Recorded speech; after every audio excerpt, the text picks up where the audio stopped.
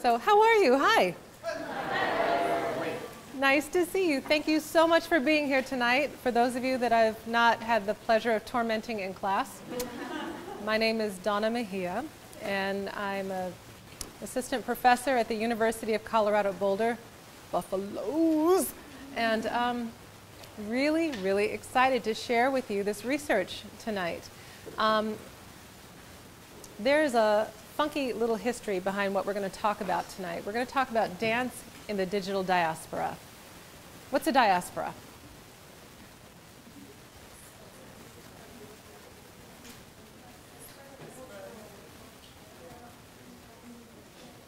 Common cultural threads that are traceable through various geographic regions. So people could have had their culture spread through forced immigration, through voluntary immigration, through exodus from famine, right? So it's when you can see traceable cultural lineage in a variety of geographic regions. And so we have something called the African diaspora, where African peoples have made cultural contributions through many places, such as the United States, the Caribbean, Brazil, Peru, Colombia, as well as the original continent of African heritage, right? And so all of these places give us the idea that even though each culture in each location has differentiated and transformed, we still have recognizable threads that can be followed back to lineage in the African continent. And so this is called a diaspora. Now, the digital diaspora is very interesting because really the internet is something you've grown up with, so you may not think of it as a locale or as some place that you go or having the same characteristics as a geographic region. But as we're going to examine tonight, the world that you live in has a very, very tremendous difference from the world, the dance world specifically, that came before you.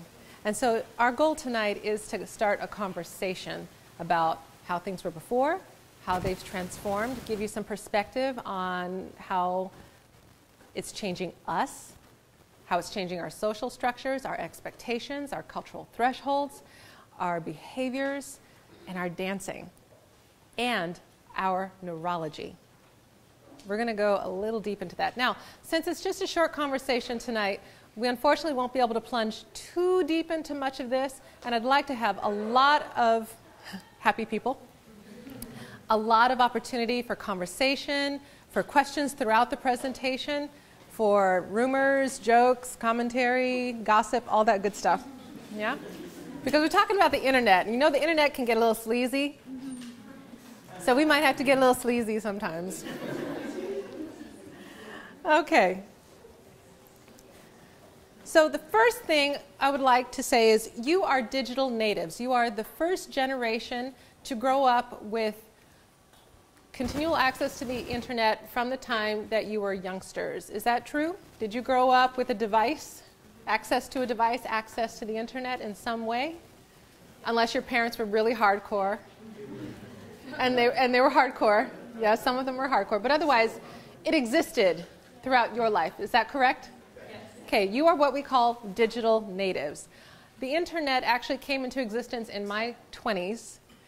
My first job out of college, we did not have internet access. We did not have email. We had to do everything through all kinds of old-fashioned paper letters. We had to write term papers on typewriters in college, and I had to do all of my homework without Google. So you all have it so easy now, and you have no clue. You just have no clue. So, predictably, back in 1995, philosopher Walter Truett Anderson had this to say. This is, again, before email, before the World Wide Web existed. It was a technology created by the military for underground communication and then put into civilian usage about 10 years after its original creation. He said, what is it that's going on here and everywhere, that produces such a burst of cultural chaos and creativity, such rampant pluralism? What gives so many people a feeling of permission to tinker with the hallowed symbolic heritage of societies, mixing rituals and traditions like greens in a salad, inventing new personal identities, revising old political ideologies, picking and choosing what to believe and what not to believe. To me, that sounds like your generation. The ability to self-select identity in many ways. Those of us who came before you did not have the same freedom to do that. And that's why you hear so many stories and see so many tributes to the kind of sacrifices that were made when people did not conform to the identity of their age or their geographic region or their culture. So you've had the ability, the privilege, to say, here are my interests, here's my family, here perhaps is my gender association or my gender expression, here is my sexual preference. You've been able to research those things. You've been able to understand that there is something beyond your geographic environment that you can connect with. And hopefully that gives you a sense of possibility. It's an encouragement. We didn't have that. We didn't have it reflected in our environment. We had to cope with what the environment gave us. And so you've gotten pretty spoiled. Pretty spoiled, I think. Okay, how many of you are right up in that corner? You cry in the mirror when there's no internet access. It was down most of this weekend. Did you see the Bates visitor site was down most of the weekend? And I was just like, right? Was that you too? No? No? I know someone who sketched all weekend. Is it because you didn't have internet access or you would have sketched anyway? Rock on. Okay, very, very good. How about this one? Yell at your internet provider. Is that you? Yeah.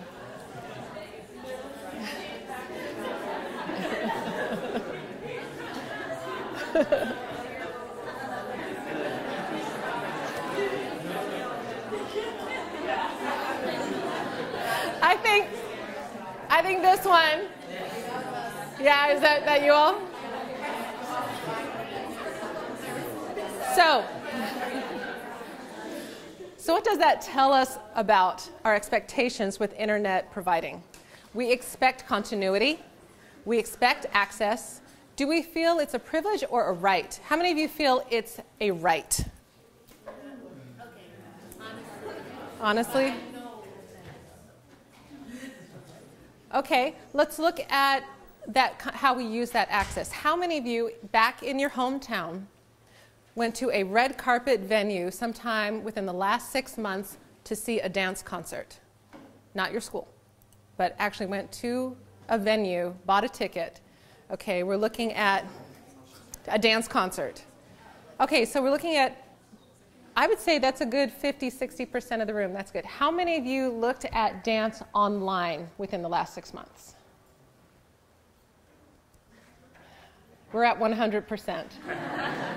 100% of the room. Sometimes when I know, arms and legs going up. So sometimes when I ask that question in non-dance audiences, some people will, you know, we're at 5% of the house will say, oh, I went to a dance show, versus 100% of the crowd saying they looked at dance online. So dance is mostly being consumed, produced, and propagated online. That's changing everything we do because we expect accessibility, right? We anticipate that when it doesn't happen, something's wrong, as opposed to it being a privilege. So just a little quick note about that mentality. And this is how there has been a shift in how we, I would say, define postmodernity. In pre-modern societies, most people lived within the context of a single coherent cultural package. Pre-modern societies weren't necessarily simple or primitive, but people in them were relatively free from the culture shock experience of coming into contact with other people with entirely different values and beliefs, the kind of experience that, in contemporary urban life, you're likely to have a couple of times before lunch. True? Does that reflect as true? I think so as well. This is the first viral dance video. The first viral video actually ever. You remember it?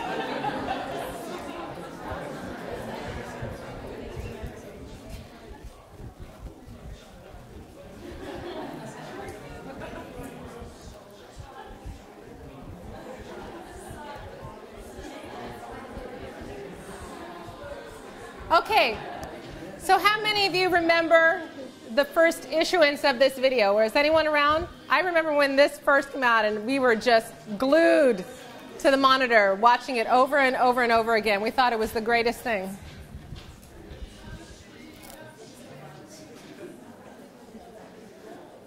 Let's look at some general stats about connectivity and how viral videos like that got us to where we are now. So in 2013, 39 of the world's 7 billion people were connected to the internet through a computer or a mobile device. Within 1 year, that has jumped to 42.4% of the world's population. So we are not even at half of the world online. When I started the research, it was at 25%. And 25% back in 2011 had already created a tipping point in behavioral changes in society, in social structures, and in expectations. So I can't even begin to predict what's going to happen when we hit 50%, when we hit 60%, when we hit 80%, etc. So I think we're expecting tremendous change to continue to unfold over the next decade. Because at this point, internet usage is going up by over, about roughly 2 million participants every year. And so who's leading the way? Here's internet usage globally.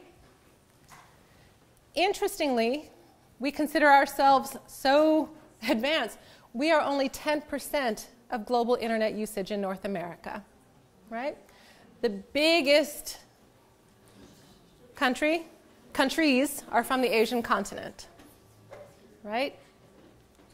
Now, what's interesting about that is that 85% of American households are networked to the internet, but we only make up 10% of the users that are actually online. Much of the rest of the world is actually interacting through devices, through portable devices, whereas most of North American households are networked to desktop computers.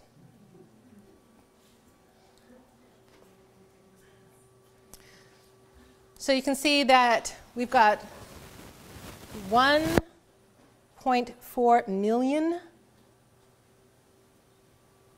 excuse me, I'm reading that wrong, so 1,600 million users in Asia, Europe coming in second, Latin America coming in next, North America and Africa tied in terms of the number of people networked online.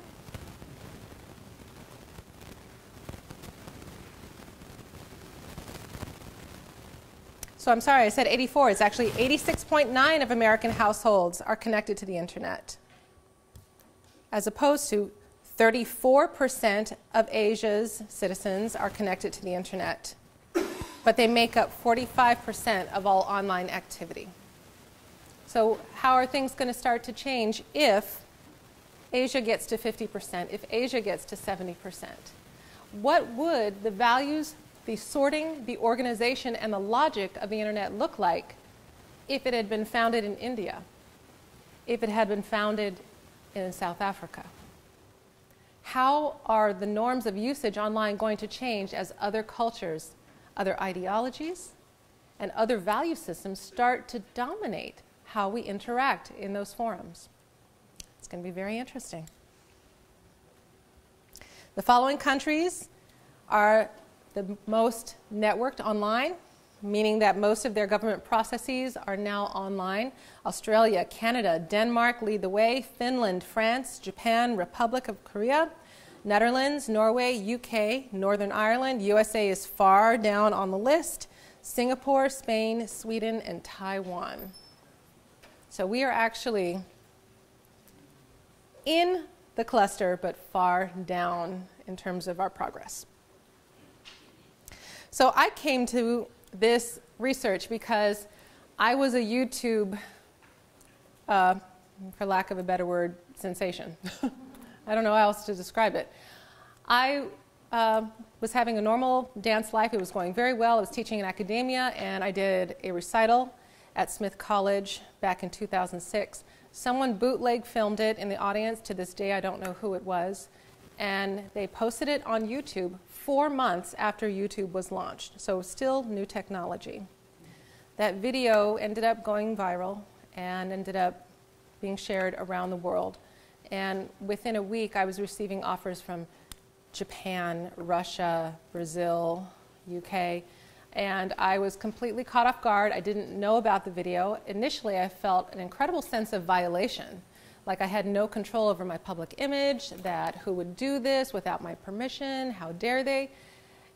But in retrospect, I actually owe them a thank you because they blew up my career for me, and I don't know who they are. So I responded with leaving the video up just to see what would happen. I was teaching a class on the ethics of fusion, and I decided I would see how the video resonated with citizens around the world. So there were debates in Turkey, in Egypt, in, in Russia, all over the material that had been posted, because I was specifically using sacred Sufi fusion jazz music and doing movements that were recognizable as Middle Eastern, specifically Egyptian in origin, but using also hip hop with those movements. And so people started talking about, was this okay? Was it not? Was it sacrilegious? Was it treading on sacrosanct territory? Was it, what was it called? How did I make my fusion choices? Who had I studied with?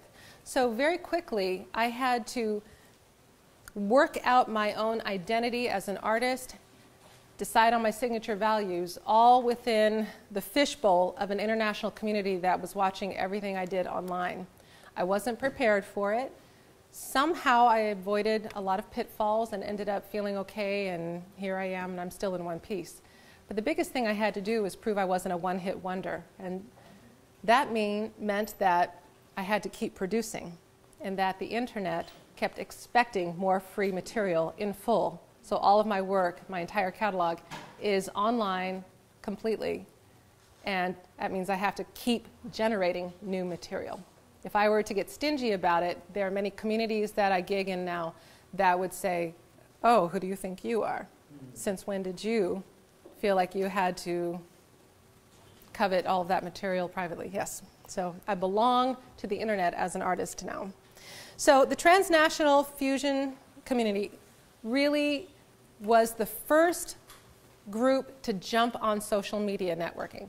So transnational fusion dancers, who are people mostly starting in Northern California, who took all of these different dance influences and started deliberately mixing them together in their productions. We're just having kind of club events and small community events, started sharing all of their videos online through YouTube. That sharing ended up turning into a global dance movement. Within 7 years of the advent of YouTube.com, transnational fusion was a worldwide phenomenon worth over $18 billion alone in US festivals, and practice groups in over 100 countries. That took 7 years. Do you know how long it took ballet to become a global dance form? 400 years. 400 years. How many of you have heard of finger tutting? Okay. Do you know how long it took finger tutting to become a global phenomenon with practice groups worldwide? 1 year. So ballet, 400, tribal fusion, 7, finger tutting, 1. What happens when we start using the internet to share information? So when something goes viral online, means that 42% of the world's population could get information in 1 week. Who are the folks that are online? Are your grandparents hanging out online? Some of them? Are your parents hanging out online a lot? Can I get a hands up? How many of your parents are kind of lurking online? Okay. How many of your grandparents are lurking online? Okay. When someone forwards you, okay, let's talk about twerking videos. Twerking videos were really big a couple of years ago, right? Did someone ever forward you a twerking video? Hands up so we can get a sense of each other. Was it okay, keep your hand up for me if you would please. How many of you received a twerking video forwarded from a peer? Keep your hand up. How many of you received a twerking video from your parents?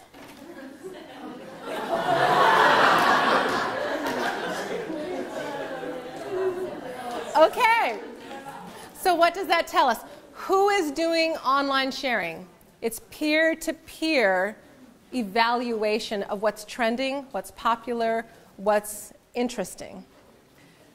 What does that do to the transfer of cultural information? In the past, when we taught cultural traditions, elders would transfer information to youngsters over a period of 15 to 20 years. 15 to 20 years for cultural learning. But now, if peer-to-peer sharing creates global phenomenons within 1 week, where does that leave our elders in cultural sharing? Completely out of the picture. Completely irrelevant. Not part of the conversation, unaware of how things are changing completely. And so that is called the digital divide. It's where there is a gap of information between the generations, and your generation is deciding the future of art, because without the internet, cultural transference is slowing down tremendously. It stays geographically specific. Yeah? So, you are my retirement. I'm trying to be really nice to you. I want to make sure you are happy. So here is the community that started it all. These are different headliners from the tribal fusion community. And I just want to show you what they were up to back in 2006. Or actually, more around 2001, actually. Yeah? So it was a belly dance community. But as more people started sharing online, I want to show you what it turned into.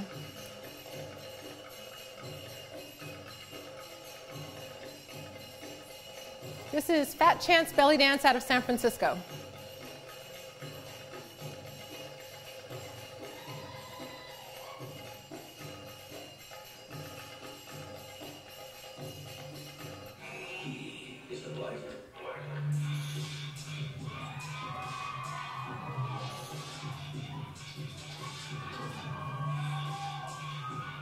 Men started coming into the community.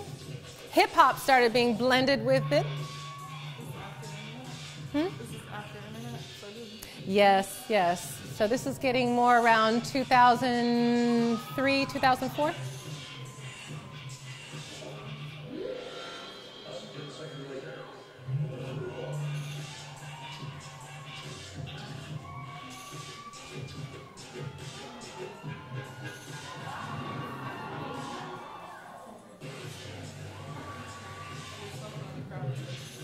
I know, yeah, smartphones up in the houses.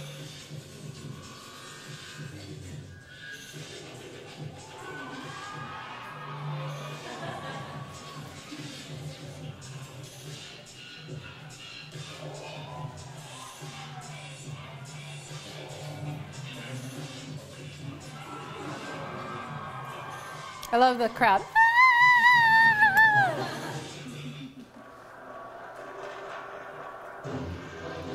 Jolina Andrade is from Argentina. So we're looking at global expressions of a movement that started in San Francisco.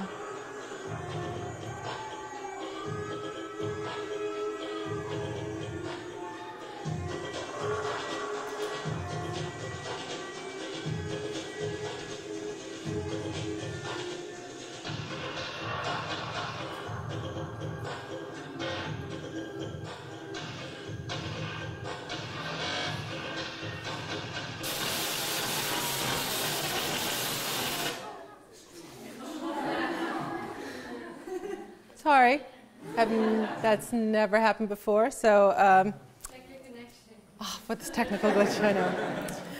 Sorry. So, but you can see where beats started getting chopped up, glitch started getting added.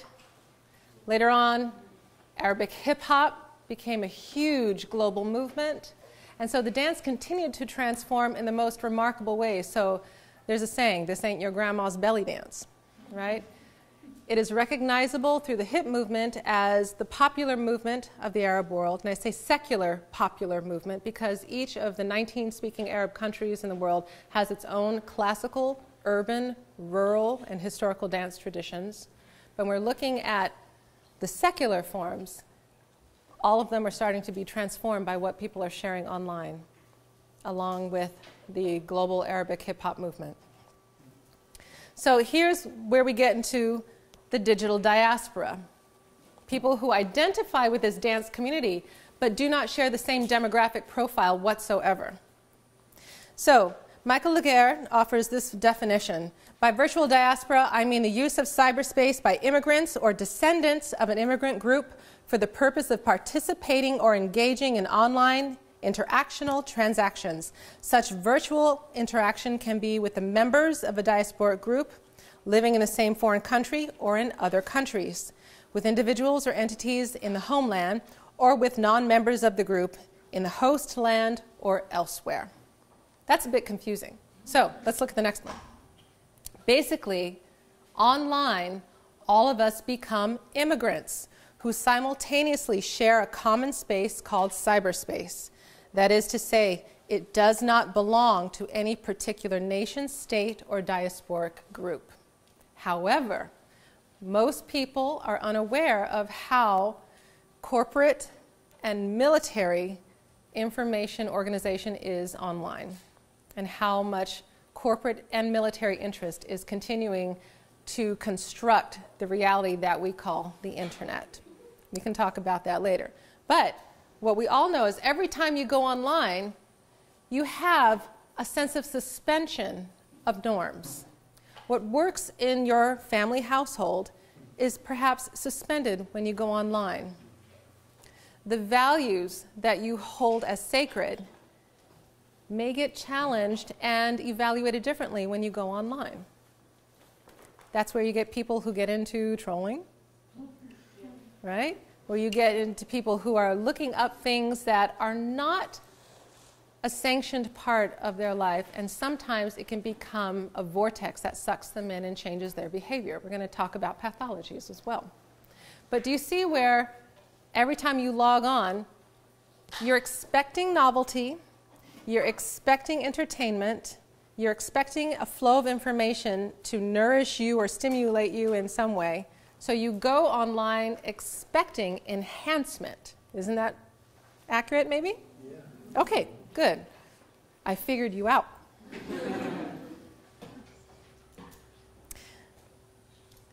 So while I'm talking, I just wanted to throw up, these are pictures of the folks from the tribal fusion community. And you can see they were coming from all walks of life. And so here they are all over YouTube, exchanging dances, men, women, from all kinds of economic groups, age groups, gender expression, multi-generational. And this is not what people defined as belly dance. So many of them had a very hard time in their geographic communities being accepted for their interests. So eventually what started to happen is a shifting of values. Many of these folks will tell you that their online interactions had more to do with the cementing of their sense of identity than their geographic region. That they completely rearranged their lives around their online interests.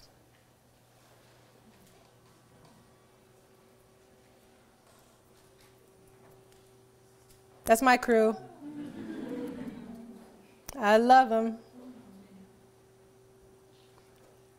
This dancer's from Taiwan. We were looking at folks from Texas, Taiwan, San Francisco, all over the place. So that gets us to what Walter Truett Anderson had to say about postmodernity. It's the age of overexposure to otherness, because in traveling you put yourself into a different reality, because as a result of immigration a different reality comes to you, because with no physical movement at all, only the relentless and ever-increasing flow of information. Cultures interpenetrate. That's your generation. We didn't have it. I just don't know how to explain to you what it was like before the internet, other than to say we had to use our own brains to entertain ourselves. So this is an old graphic. This is from 2010, but this is the world through the eyes of Facebook. Every point of light is someone registered to Facebook. Every arc of light represents a friendship. So back in 2010, this is what the world looked like online. This is who was talking and who was interacting. They have not updated this graphic, but Facebook is now over 1 billion users. What has started to happen is an increasing presence in the African continent and almost a full blackout or whiteout of the European and North American nations.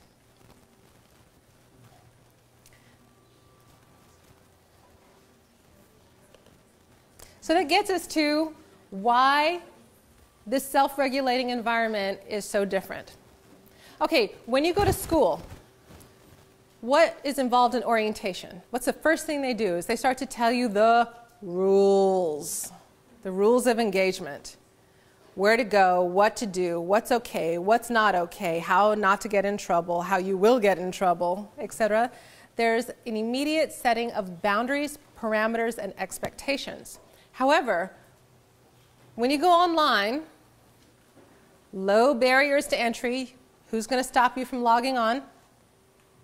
Except maybe your internet provider, then you can yell at them later. Who's going to tell you when to get off? Nobody, really. And when you're there, the anonymity means that most times you may not know who you are interacting with, right? So, interpersonal relations shaped by mutual adjustment rather than hierarchical authority or coercion, which means peer-to-peer value establishment. Many times, what we perceive as peer-to-peer, again, may not be within our demographic profile. If I'm in a tribal fusion forum looking at a choreography and adding my comments to the threads, I may be talking dance theory with people who don't have a dance degree, who may be 60 years old and in Poland, along with a 19-year-old from Japan, etc., with maybe someone who is misidentifying themselves because they don't want to be fully called out. Who knows? So what I perceive as peer value may actually be nowhere within my demographic range. And so the sharing of values means that the filters have been neutralized. So when you are using the internet, you're mostly using it for work, is what we know statistically. You go there to seek or share useful information. You go there to examine issues of sovereignty, individuation, and adaptation. What the heck does that mean? Means when you, let's see, how many of you have had a pet come into your life within the last 5 years? How many of you went online to announce the adoption of your pet? Yeah? How many of you got frustrated with a teacher and went into some Facebook or online forum and said, "Oh, you won't believe what happened to me"? No? How about a lover? Yeah? How about a boss? Did you go there to try and find out how other people have handled those problems? Yeah? Have you caught yourself trying to problem solve through peer sharing online? No? Okay, well actually you're healthy. It's good. Yeah, that has changed because when I asked these questions about 3 years ago, 90% of the hands would fly up because people would say, yeah, when my dog died, I went online and I had to tell everybody. And so it becomes a peer sharing situation. But that's when people didn't realize that so much of what was happening online became a permanent archive that could never, ever, ever, ever, ever be changed, right? We go there to mediate identity distress or geographic isolation. I was one of those people. I'm just going to be honest about it. I was in a dance environment that was all European classical ballet, and as the only black woman at this particular dance studio, they were never going to give me Clara. They were never going to cast me as Clara in the Nutcracker. Hell no. But what do you think I got? The Spanish and the Arabian, every single year. I could dance circles around the girl who got Clara. But in my geographic region, I did not fit the bill, the expectation of a white ballerina. And I was too curvy.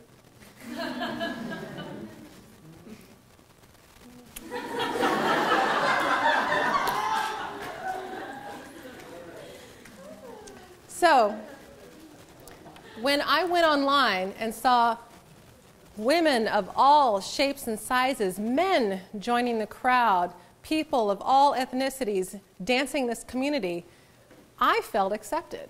I felt like, these are my people. I just found my family. The dancing in my own geographic region just doesn't do it for me. These are my people. So I was one of those persons that found myself online to mediate identity distress, the gap between what I felt I was inside and what was available to me reflected in my proximal environment. How many of you have found enrichment in online communities? Okay, we're looking at roughly maybe 30% of the room. And in that, we go there to explore and evaluate the values and meaningful behaviors of our imagined peers. And again, imagined because they may not be your actual demographic peers. They may not resemble you in life, in economic background, in educational background, in religious beliefs. And we go there, and this is a big one, to encounter novel information. Surfing. Okay, hands up. BuzzFeed? Okay, hands down. Distractify? Okay. Okay. Colossal? Okay. YouTube? On a regular basis? Okay. CNN? Okay. Democracy Now? New Scientist? YouTube? Okay.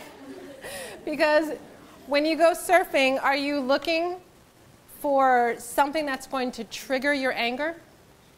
Are you online looking for something that's going to poke at your most cherished beliefs and values? No.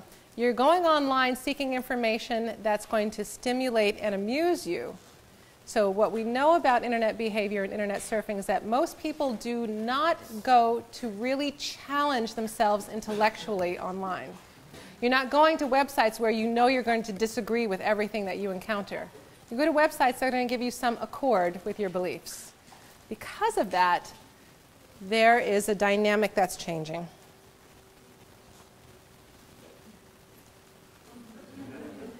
Yes, respect us. We suffered. We suffered. So that's where social networking has started to change us as a social structure. We mobilize in social networking around our common interests and activities. We go there to seek belonging and reciprocity. Reciprocity meaning that you expect return on your investment in a social networking forum. We go there to negotiate the formation and importance of new cultural norms, ideas, products through self-regulating communities. We look at reviews on shows. We look at reviews on movies. We want to know what other people are thinking about the things that intrigue us. We go there to explore the benefits of overlapping identities. Now, overlapping identities. How many of you will write a letter to, or an email, letter, ha! You'll write an email to a sibling, and then you'll write an email to a college homie, and the tone will be completely different. And then you'll write an email to your parents, and is that tone completely different? And then maybe you send a letter to your grandparents because they're not online. And that's completely different, right? So in communicating with those 4 groups of people, you have stepped into 4 different identities. Okay, well, in the 1900s, that would have been called pathologically disruptive. Having that many identities and switching that many hats would have been considered maladaptive, and someone who exhibited that variety of traits would be considered psychologically unsound. But in contemporary life, if you cannot switch hats, you are considered ill-equipped to deal with modern life, right? Okay, so we're getting into how we're starting to expect change and to expect differences in our identity. Self-publishing, objects of memory. How many of you have posted your own videos, Snapchat, Vine, all that stuff? How many of you regularly post videos? And photos. Okay, regularly post photos. These are called objects of memory. Now, if you think about it, 100 years ago, the only people who had access to that kind of archival capacity were scholars. And so scholars were telling the story of societies. But now, people are telling their own story in mass online. So let's get back to looking at viral information. I worked with Dr. Tamsin Maxwell, who is a PhD in information retrieval, sorting, organization. And she reminded us that in 2014, 300 hours of new videos are being uploaded to YouTube every minute. So what is the definition of viral? The definition of viral is a large number of people forward information or material to connections within their social networks, creating a cascade that is then seen by people outside of their social network. So, for example, if I catch a cold and I come over here and right? And my 3 friends catch a cold, and then they go home, and it just keeps getting passed through different layers. That cold, once it's gone through 10 layers of people, has gone viral. But what we know about viral content now is that doesn't happen anymore.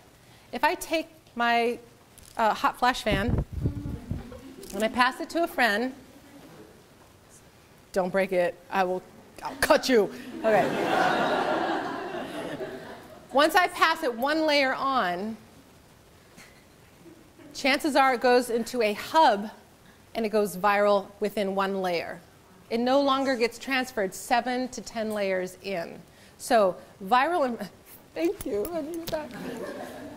So viral information is actually a cascade of information that is only going 1 to 2 nodes deep into a social network because of social hubs.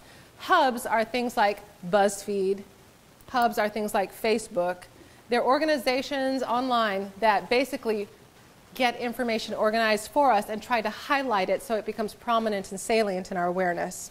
So viral is actually a misnomer. Most viral videos that have gone 10 layers deep have an average of 55 million views. When you look at most viral videos, they have an average of 3 million hits. But Gangnam Style has the most at this point with over 2 billion hits. Was it because of the song or was it because of the dancing? The dancing, yes. Perfect storm, exactly. So 97% of viral video or viral content is actually single layer peer sharing through a hub. What makes something successful when someone searches for a video? So if you're trying to get your material noticed online, there's a lot of saturation now with 300 hours going up every minute to YouTube. So how do you get your information noticed? What Dr. Tamsin Maxwell found was that juxtaposing syntax in the title got things noticed. Twerking, tutu. Kissing, baby. Alligators, dancing. So something familiar juxtaposed against something unfamiliar tended to raise the viral success of the video and at least get it on the radar. So what does it look like when something goes viral? Check this out. This is an illustration that's coming up on the screen next of photographs being put on Facebook by George Takei, who was with, who knows George Takei? Star Trek, exactly. Okay, so here are some photos going viral on his website. There's a dark node for every person that picks up and forwards the video. And you can see how the threads just keep going. This is a visual rendition mathematically of new people on Facebook picking up his photos. This is a time lapse of 10 minutes down to 1 minute. So this is, that happened in 10 minutes? Yep. You can see new thread, someone picked it up. That's viral. That's what we're talking about when something goes viral. But he has become his own hub with 1 billion, what is it, 1 billion active users? He's his own hub now. So Dr. Sinan Aral gave us information on what's likely to make a video go viral. First of all, viral videos are likely to have usefulness and functionality, meaning that they are somehow relevant to our lives and they seem like they have import. Relevance and topicality, it's of interest at the present time. It's not like a video of the signing of the Declaration of Independence is going viral, right? I know, right? Well, a reenactment of the signing. Okay. Viral content has prominence, importance, and observability. When we look at it, it seems like it is something that we've never seen before. It's novel. It tends to have positive emotional connections. It tends to have unexpectedness and distinctiveness. That's the perfect storm for viral content, along with juxtaposing syntax in the title. So if you're trying to get your dance material noted online, think about that. What's interesting about that is that's what Tribal Fusion was back when YouTube got started. No one had seen belly dance look like that before. No one had seen it costumed that way. No one had seen it mixed with hip hop. So it was novel information. Along with that came all kinds of behavioral norms that started to erode our social structures. So let's talk about some of our normalized behaviors. Dr. Elias Abujade from Stanford University is the world's top expert in OCD-based behaviors from internet usage. So he deals with patients whose lives are pathologically disrupted by their internet usage. It can be anything from compulsive gambling to porn usage to email checking, a whole variety of things. So here's what he points out. We have actual physiological shifts. Dopamine levels change in the brain when we are online. It is measurable. Dopamine changes. And there is some disorganization of white matter implicated every time you are online. White matter, as opposed to gray matter, is the information highway of the brain. Gray matter is the storage of the brain. White matter is the transfer of information. There is a gradual erosion of inhibitions conditioned by online anonymity, invisibility, and a lack of hierarchy. Yes, we've all seen that. Big time. Big time. Active or deliberate reconfiguration of selfhood. Oh, selfhood. Thank you. Selfhood. To a performed persona and or a virtual ethnicity. How many of you are gamers? Do you know the average age of gamers is not 13, it's 30? Okay, and so we had a few gamers. How many crazy names do you see in the gaming sites, like Arabian Princess? Or what kind of names do you see in gaming sites? Porn star, 84. Yeah, Pwn isn't like beating you. but it's a play off of porn. No, like poning. Poning. Poning is like its own thing.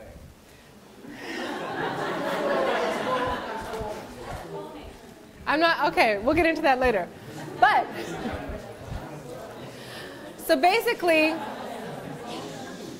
people are self-selecting identities, and the aspects of identity that they tend to highlight can sometimes be incredibly, incredibly destructive caricatures. Caricatures that we've been trying to get rid of for hundreds of years. Caricatures that are damaging to different ethnic groups, and caricatures that are damaging to different gender expressions, right?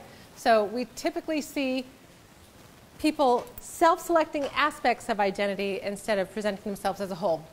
We also get into delusions of grandeur, dissociated personhood, or narcissism. How many of you have Googled your own name? You know what that's called? You know what it's called? Narcissurfing. Narcissurfing. Narcissurfing. Yes. Okay, continuing on. Continuing on. Impulsivity, regression, urge-driven, and addictive behaviors. How many of you check your social networks before getting your first beverage of the day? Careful, you're starting to get into that kind of questionable zone of control and compulsive behaviors. But some of these people we're talking about who get pathological disruption are gamers who are killing themselves because they won't stop to go to the bathroom or get a drink of water because they don't want to lose their place in a game, right? Yeah, people who will like keel over in a Japanese internet cafe because they won't stop gaming. We're also talking about people who will go into Sims networks and different places logging on to see lovers. Matter of fact, there was a divorce awarded to a couple 4 years ago. The woman filed for divorce because her husband would come home from work, immediately log online, and would take his avatar and go make love to another woman's avatar online. And the judge agreed with her that his activities, even though they were virtual, were disruptive enough to their marriage that she was warranted full rights in her divorce. She cleaned out. She cleaned out. Yep. Okay. Disruption of memory formation and collective personal knowledge.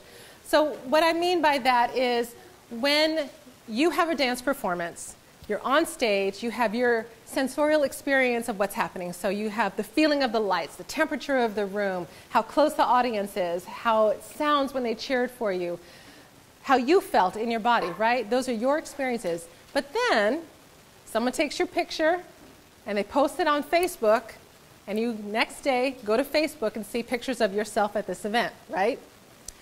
Do you know statistically that 3 to 5 years from now, when you go to recall that event in your brain, you are more likely to recall the Facebook pictures than your own experience of the event? So that's where we're talking about the disruption of memory formation, that your online adventures are starting to supplant your actual lived experiences. And lastly, the illusion of knowledge. That's, again, how many of you, when you Google something for school, let yourself get beyond the second page of results? Okay, we got a couple hardcores in here. Yeah, I want to encourage all of you to get hardcore, because when you look at that illusion of knowledge, a couple things. When you are at your computer screen, do you know that you read in an F formation?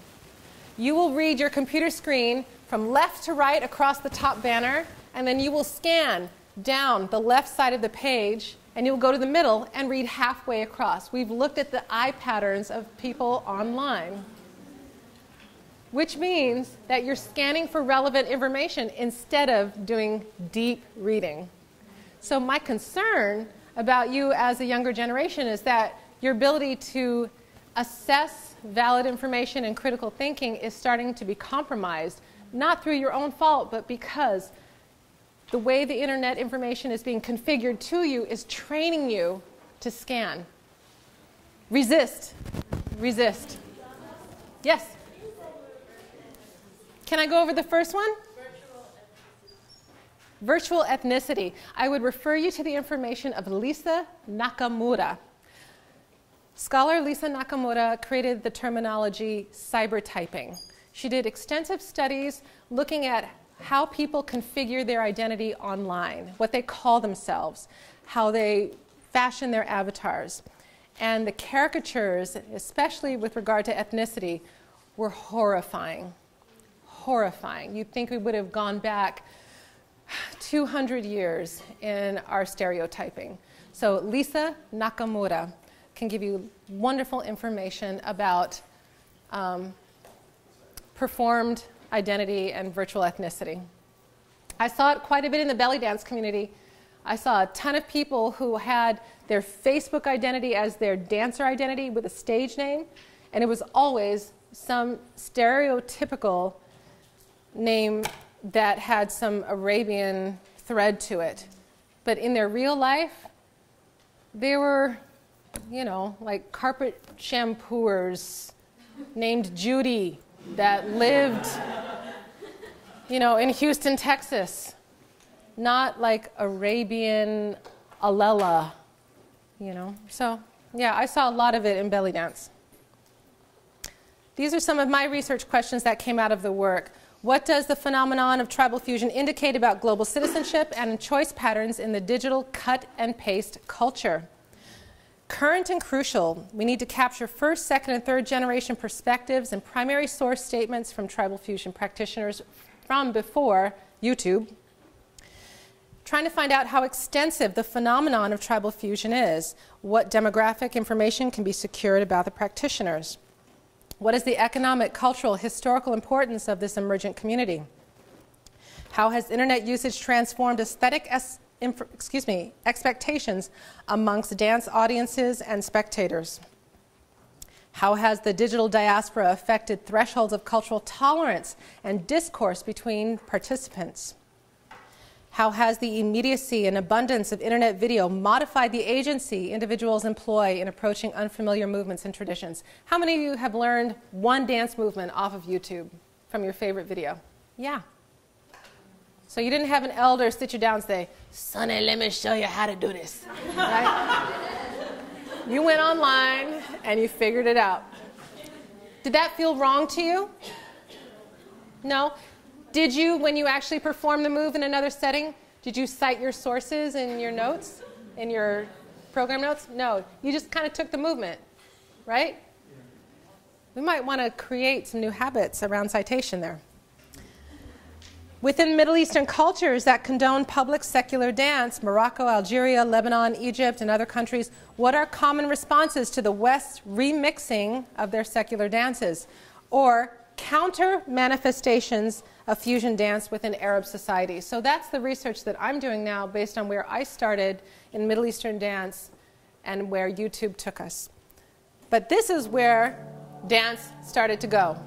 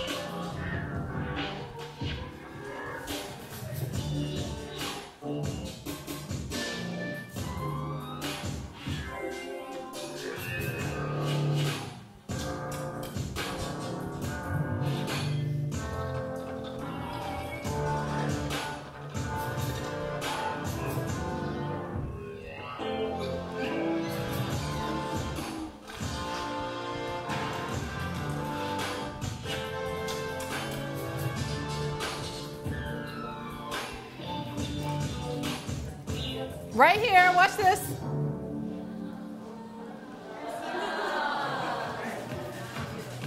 Okay, we're gonna watch this next video and then we'll talk about it.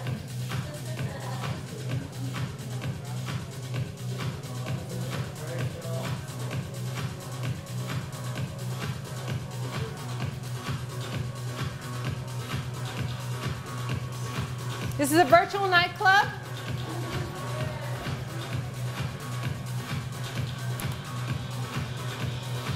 Where people send their avatars to dance.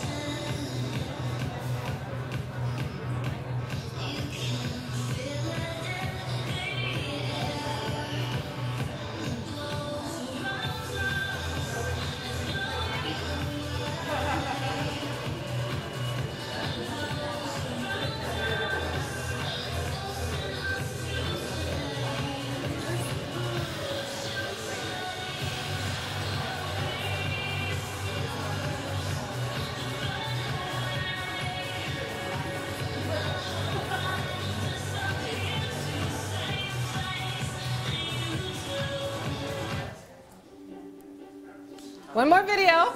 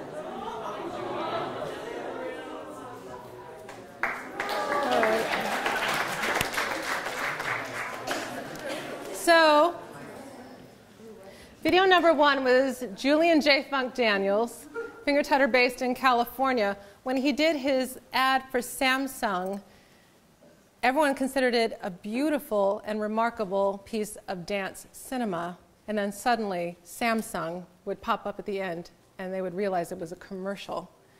His dance cinema, made by Samsung France, went to over 7 million hits within a short few months. He is still performing, creating, producing, and doing quite a bit. So he got past the one-hit wonder. There are many people who have their art taken online or appropriated from the internet who end up not being able to find work afterwards. So your goal is, if you do get noticed, to continue to self-define yourself. Okay, second video that we looked at. Do you remember it? Or did you forget it already? Right. So that second one was a virtual world where people send their avatars to get together in a dance club. There are also contact improvisational jams online, where avatars dance together. We had one here live. Yes, virtual, yes. Yes? Okay. So these are, shh, you all are getting excited, I love that. So these are people that get together who follow the calendar so they know what DJs are playing on what night, send their avatars in, come home from work, log on, get in front of their sensors, and dance with other people from around the world. That's their avatar that they've designed, dancing in a virtual world with other people's avatars. Yes, or they can also program different movements on their keyboard, so they can actually operate from the keyboard. So that would make dancing at a nightclub possible for someone who may have capacity issues, that may have some disruption to their movement and their physical ability to move. So lots of possibilities beyond what we do. We try to create compelling dance cinema sometimes, or to have our performances go up online. But there are so many other ways to think about how we use this technology. So, just wanted to make sure you know how to talk when you're online. Yeah. Yeah. Yeah, that one. Yeah?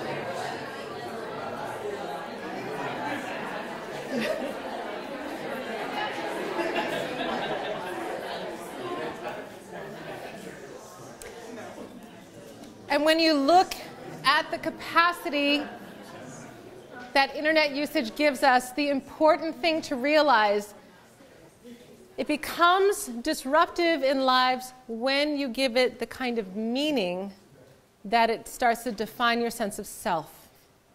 Useful usage of the internet means treating it like a giant phone book. Do you all remember what a phone book is? A directory, yes. That if you treat it as a giant directory capable of giving you information but not defining meaning to you, then you can stay healthy in your usage, and also how you configure your identity as an artist online. Perhaps instead of doing video representations of your art online, I have a friend who is a wonderful devotee of nature and an incredible introvert, and so she has a Tumblr that shows all of her inspiration boards for her choreographies. She doesn't put her choreographies online. She puts her inspiration boards online to show you the images, the colors, the textures, the animals, the experiences that are inspiring her choreography. She has over 7,000 followers from all over the world following her inspiration boards, who will show up to see her live choreography because the mystery that she creates around her inspiration boards brings them there. There are people who do blogs. I have something of a blog on mine, so you can go drag me out. Right? Yes? What was the name again? Of The Instagram, of my friend with the inspiration board. Ella Rogers is the name of the artist, E-L-A, Ella Rogers. And she's on Tumblr with her inspiration board, and it is absolutely stunning. It's called Ella Enchanted. Yeah, so you can see how absolutely magical her board is. So think about, first of all, how this technology interfaces with your art, with your sense of who you are as an artist. Think about what's the truest expression of who you are. think about what it would feel like if that true expression at some point got trolled. Could you survive emotionally someone tearing apart what's most important to you online? If you don't feel like you could emotionally survive that, don't put it online. The general rule is, if you don't want it on a billboard in Times Square, don't put it online. That's your guide as to whether or not you feel you can put personal material online. Think about as well how you will feel. For example, when I went to get my university job, I had to get security clearance. They went through my social media to get my assistant professorship up and running. They went through my social media all the way back to inception to make sure I did not have questionable posts that could have come back to haunt me as a professor.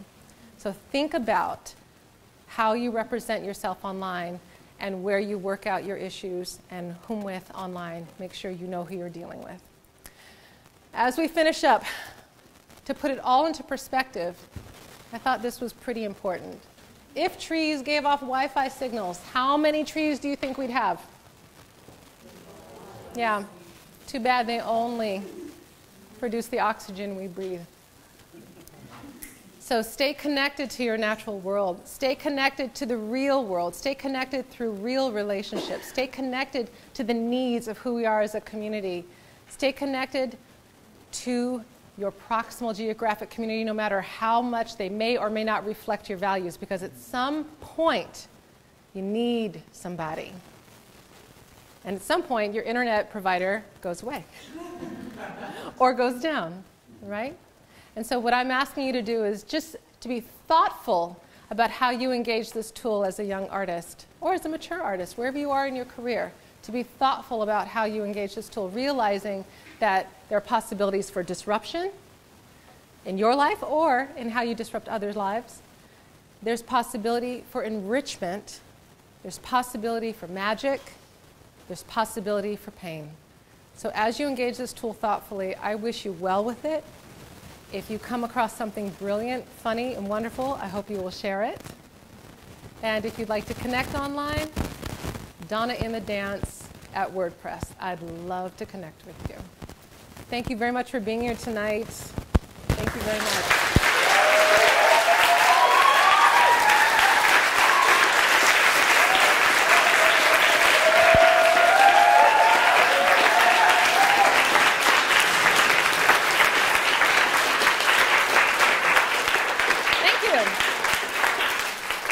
Mention one last thing. There is a full bibliography for this presentation. Yes, cite your sources. Don't just take from online sources. And as well, for those of you that may have this as to help you out, if this is your field of study or if you have further interest, on my website, donnainthedance@wordpress.com, I have a resource page. The full bibliography is listed there in the resource page with recommended readings for how to be safe online, how to be creative online, and how to think differently about our emerging global citizenship as users of the internet. So please help yourself to those resources. It's all free. And good luck and stay in touch, and thank you. Good night.